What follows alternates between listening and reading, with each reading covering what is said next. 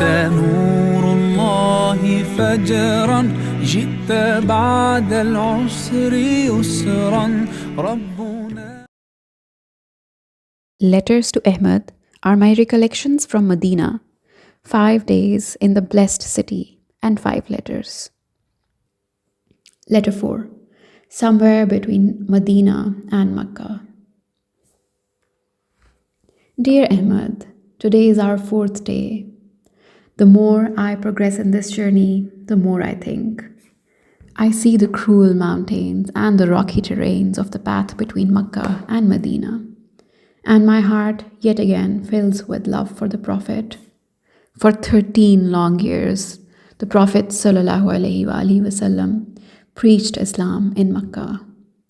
Everything was bearable till his uncle Abu Talib was alive. He was the head of the Quraysh, and so the Quraysh could not lay their hands on the Prophet. The Prophet had his uncle's protection. In a tribal system, the protection by one man of the tribe meant no other man of the same tribe could harm the one protected. But then the time came when Abu Talib passed away. So did Prophet's beloved wife, Khadija, may Allah be pleased with her, and the tortures of the Quraysh increased. The Prophet ﷺ started asking for protection from the nearby tribes, only to be ruthlessly shunned and being laughed at. Some were interested in offering protection in return of power when the power transferred to the Prophet ﷺ. But the Prophet won't hear any of that. Intentions needed to be clear and for Allah alone. So Ahmad, see how important intentions are? Imagine my beloved Prophet going from person to person, village to village, asking for asylum, only that no one would give him that. But Allah subhanahu wa ta'ala had grand plans for him.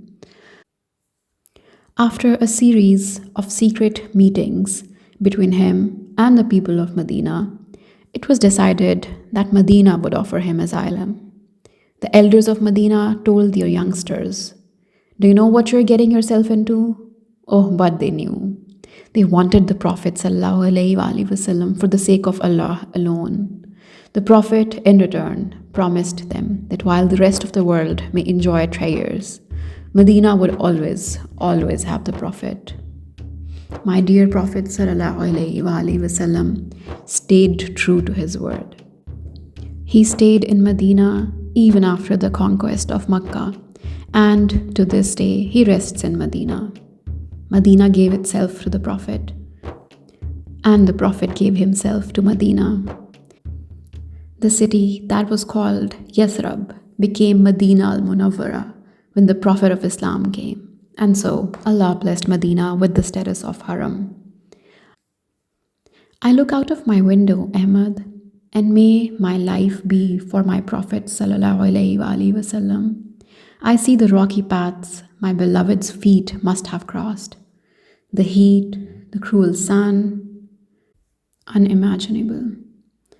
This iconic journey on the command of Allah paved the way for Islam's magnificent future.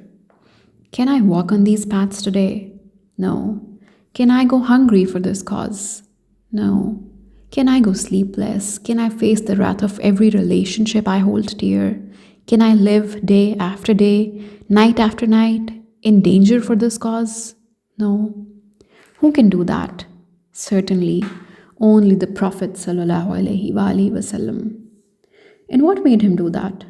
I don't know, and that's exactly why I need to know him.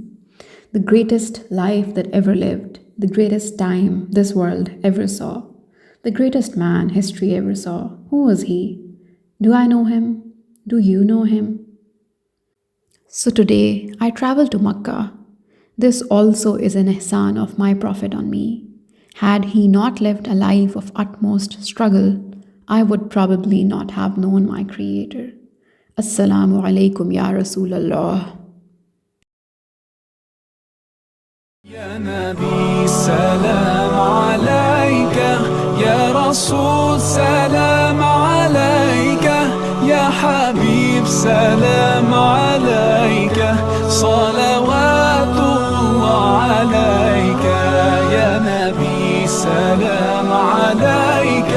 يا رسول سلام عليك، يا حبيب سلام عليك.